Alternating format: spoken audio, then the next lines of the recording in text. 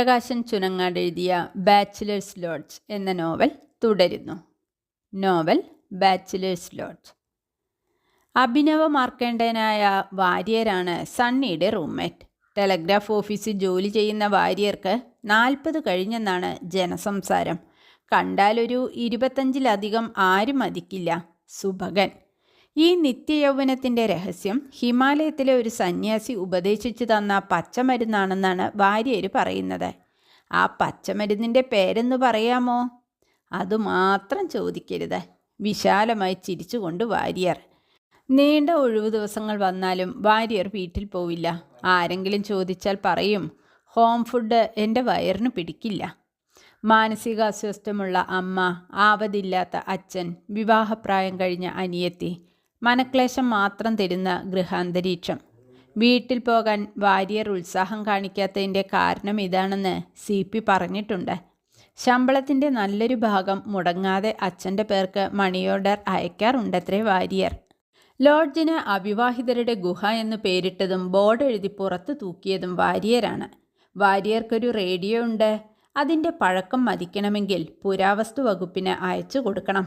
ഞങ്ങൾ അതിന് കരിവണ്ടി എന്നാണ് പേരിട്ടിരിക്കുന്നത്.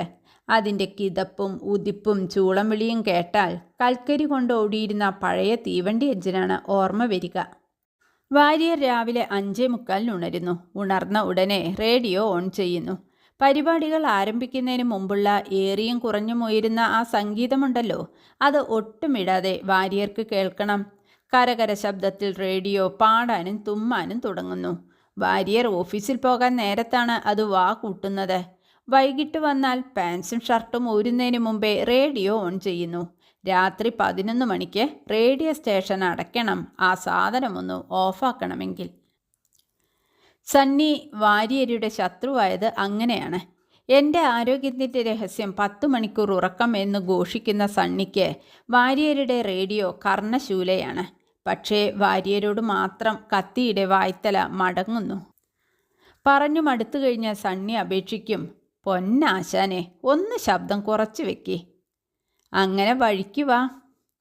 വാര്യർ ഇടയ്ക്കൊക്കെ ഞങ്ങളുടെ മുറിയിൽ വരും. കഥയെഴുത്തൊക്കെ അവിരാമം നടക്കുന്നില്ലേ? ഉണ്ടേയ്. എഴുതണം, നിരന്തരം എഴുതണം. സാഹിത്യ അക്കാദമി അവാർഡൊക്കെ വാങ്ങണം. അവിടുത്തെ അനുഗ്രഹം പോലെ. പ്രേമലേഖനങ്ങൾ എഴുതാറുണ്ടോ? ഇല്ല. ചുമ്മാ എഴുതണം. എഴുതിയിട്ട് ആർക്കെങ്കിലുമൊക്കെ അയക്കണം. അങ്ങനെ ആർക്കെങ്കിലുമൊക്കെ അയച്ചു കൊടുത്താൽ തടി വെടക്കായാലോ? നമ്മൾ ആ ഭാഗം ചിന്തിക്കരുത്. കർമ്മം ചെയ്യാനേ നമുക്ക് അധികാരമുള്ളൂ. ഫലത്തിൽ ആശ വയ്ക്കരുത്. അതൊക്കെ വഴിയേ വന്നുകൊള്ളും എന്നല്ലേ നമ്മുടെ ഗോപാലകൃഷ്ണൻ്റെ ഗീത പറയുന്നത്. അങ്ങനെ ഞങ്ങൾക്ക് കുറേ ഉപദേശങ്ങളും തന്ന് വാര്യർ ഷീട്ട് കളിക്കാൻ കമ്പനി നോക്കി പോകുന്നു. ഒരിക്കൽ വാര്യർക്കൊരബദ്ധം പറ്റി. ഗോപാലകൃഷ്ണൻ്റെ വീട് അങ്ങ് ഗുരുവായൂരാണ്. മാസത്തിലൊരിക്കൽ വീട്ടിൽ പോകും. പോരുമ്പോൾ അമ്മ ഒരു ഹോർലിക്സ് ബോട്ടിൽ നിറയെ നെയ്യ് കൊടുത്തയക്കും. ഏതൊക്കെയോ മരുന്നിട്ട് കാച്ചിയ നെയ്യാണ്. മകൻ്റെ തടി നന്നാവട്ടെ.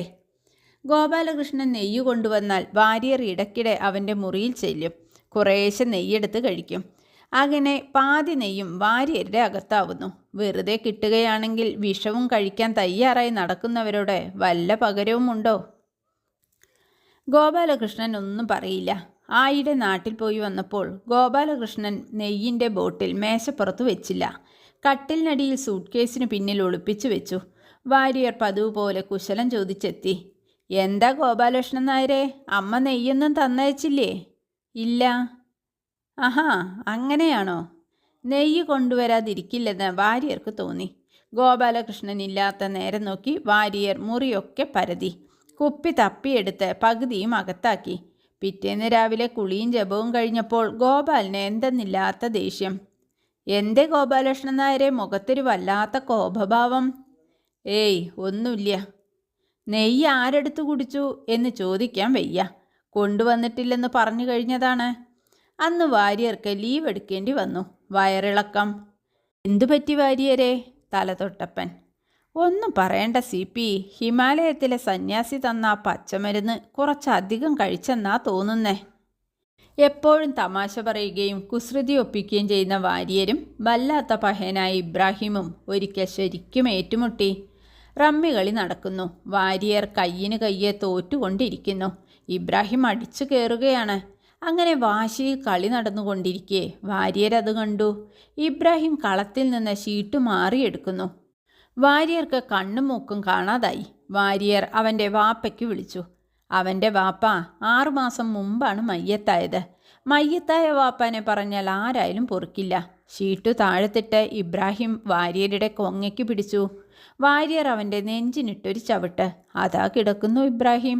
അവൻ ചാടി എണീച്ച് വാരിയരെ തല്ലാൻ അടുത്തപ്പോഴേക്കും കത്തി ഇബ്രാഹിമിനെ പിടിച്ചു മാറ്റി. CP വാരിയരെ അടക്കം പിടിച്ചു. രണ്ടുപേരെയും 2 മുറിയിലേക്ക് കൊണ്ടുപോയി സംഗതി സബൂറാക്കി. പിറ്റേന്ന് വാരിയർ പുറത്തുപോയ അവസരം നോക്കി CPയും സണ്ണിയും ഇബ്രാഹിമിനെ പിടിച്ചിരുത്തി. നീ എന്തെന്നല കാണിച്ചത്? വാരിയർ ആരാന്ന് നിനക്കറിയോ? അയാൾ പഴയ കളരിയാണ്. അയാൾക്ക് മർമ്മം അറിയാം. മർമ്മം നോക്കി ഒന്ന് തന്നാൽ പഹയാ നിൻ്റെ കാറ്റ് പോവും. അയാൾ എൻ്റെ വാപ്പാക്ക് പറഞ്ഞിട്ടാണ്. എടാ, അയാൾ വാപ്പാക്ക് പറഞ്ഞാൽ നീ ഉമ്മാക്ക് പറയേ. അയാളോട് കയ്യങ്കളിക്ക് മാത്രം നിൽക്കരുത്. ഇനിയെങ്കിലും സൂക്ഷിച്ചോ. ഞങ്ങൾ പിടിച്ചു മാറ്റിയത് നിൻ്റെ ഭാഗ്യം. വൈകിട്ട് ഇബ്രാഹിമില്ലാത്ത തക്കം നോക്കി CPയും സണ്ണിയും വാരിയരെ സമീപിച്ചു. എടോ വാരിയരെ, തനിക്ക് വല്ല വിവരമുണ്ടോ? അവൻ കുണ്ടോട്ടിക്കാരനാണ്. അവരുടെ സ്വഭാവം തനിക്ക് അറിയോ? വെട്ടൊന്ന് മുറി 2 അവൻ എൻ്റെ കഴുത്തിന് പിടിച്ചാൽ ചവിട്ടാതിരിക്കാൻ പറ്റുമോ? കഴിഞ്ഞത് കഴിഞ്ഞു. ഇനിയെങ്കിലും ഇത് ആവർത്തിക്കരുത്. ഞങ്ങൾ പിടിച്ചു മാറ്റിയത് തൻ്റെ ഭാഗ്യം. ബാച്ചിലേഴ്സ് ലോഡ്ജിലെ അടുത്ത അധ്യായം സന്ദർശകർ. ലോഡ്ജിലെ സ്ഥിരം സന്ദർശകരെ പറ്റി പറയാതെ ഈ ചരിത്രം പൂർത്തിയാവുന്നില്ല. ആർക്കും എപ്പോഴും കയറി വരാം. ഷീറ്റിൻ്റെ മാസ്മര വലയത്തിൽ വീണവരും മദ്യത്തിൻ്റെ മണം പിടിച്ചെത്തുന്നവരും കൂട്ടത്തിലുണ്ട്. വെറുതെ ബോറടിപ്പിക്കാൻ വരുന്നവരും കാണും. സന്ദർശകരുടെ എണ്ണം നിയന്ത്രിക്കുന്നത് കത്തിയാണ്. കത്തിയോട് പറഞ്ഞു നിൽക്കാൻ ധൈര്യമുള്ളവരെ രണ്ടാമതൊരിക്കൽ ഇങ്ങോട്ട് കയറൂ. മൂർഖൻ പാമ്പിൻ്റെ വിഷവും മരുന്നാണെന്ന് പറയാറുണ്ടല്ലോ. സഖാവ് ശിവരാമൻ, രാഘവേട്ടൻ, സുലൈമാൻ വക്കീൽ, ഈ 3 പേരും തലതൊട്ടപ്പൻ്റെ ചങ്ങാതിമാരാണ്. സഖാവും രാഘവേട്ടനും തലതൊട്ടപ്പൻ്റെ ഓഫീസിൽ ജോലി ചെയ്യുന്നു. അവർ ഉച്ചയൂണ് കൊണ്ടുവന്ന് വെക്കുന്നത് ലോഡ്ജിലാണ്. ലോഡ്ജിനടുത്താണ് റവന്യൂ ഓഫീസ്. യൂണിയൻ്റെ ലോക്കൽ നേതാക്കന്മാരാണ് തലതൊട്ടപ്പനും സഖാവും. നിത്യേന വന്നു പോകാറുണ്ടെങ്കിലും സഖാവ് വലിയ ചലനങ്ങളൊന്നും ലോഡ്ജിൽ ഉണ്ടാക്കാറില്ല. സമരം സംഘടിപ്പിക്കേണ്ടതെങ്ങനെ, പുതിയതായി ഓഫീസിൽ ജോയിൻ ചെയ്യുന്നവരെ എങ്ങനെ ചാക്കിട്ടു പിടിക്കണം, പൊളിഞ്ഞു പാളീസാവുന്ന സമരങ്ങൾ തൊഴിലാളികളുടെ വിജയമാണെന്ന് വരുത്തി തീർക്കേണ്ടതെങ്ങനെ, ഇത്രയൊക്കെ സഖാവിന് വിഷയങ്ങളുള്ളൂ. രാഘവേട്ടൻ്റെ കഥ അതല്ല. അദ്ദേഹം ലോഡ്ജിൻ്റെ ഭാഗം തന്നെയാണ്. പകലൊക്കെ രാഘവേട്ടനെ ലോഡ്ജിൽ കാണാം. തലതൊട്ടപ്പൻ്റെ കട്ടിലിൽ മലർന്നു കിടക്കുന്നുണ്ടാവും. ഡ്യൂട്ടിയിലാണോ? അതെ. ആർക്കും എന്തുപകാരവും ചെയ്തു കൊടുക്കാൻ സദാ സന്നദ്ധനാണ് രാഘവേട്ടൻ. ഓഫീസിലാണെങ്കിൽ സൂപ്രണ്ട് മുതൽ ശിപ്പായി വരെ രാഘവേട്ടനോട് കടപ്പെട്ടിരിക്കുന്നു. മിക്കവാറും എല്ലാ ഓഫീസുകളിലും രാഘവേട്ടന് പരിചയക്കാരുണ്ട്. അതുകൊണ്ട് അദ്ദേഹത്തിന് അസാധ്യമായ കാര്യങ്ങളില്ല. മദർ സീരിയസ് സുപ്പീരിയറെ കണ്ട് കോൺവെൻറ്റ് സ്കൂളിൽ ഒരു അഡ്മിഷൻ വരെ രാഘവേട്ടൻ നേടിയെടുക്കും. എംപ്ലോയ്മെൻറ്റ് എക്സ്ചേഞ്ചിൽ നിന്നൊരു കാർഡോ മണ്ണെണ്ണയ്ക്കൊരു പെർമിറ്റോ ഒക്കെ എത്ര നിസ്സാരം.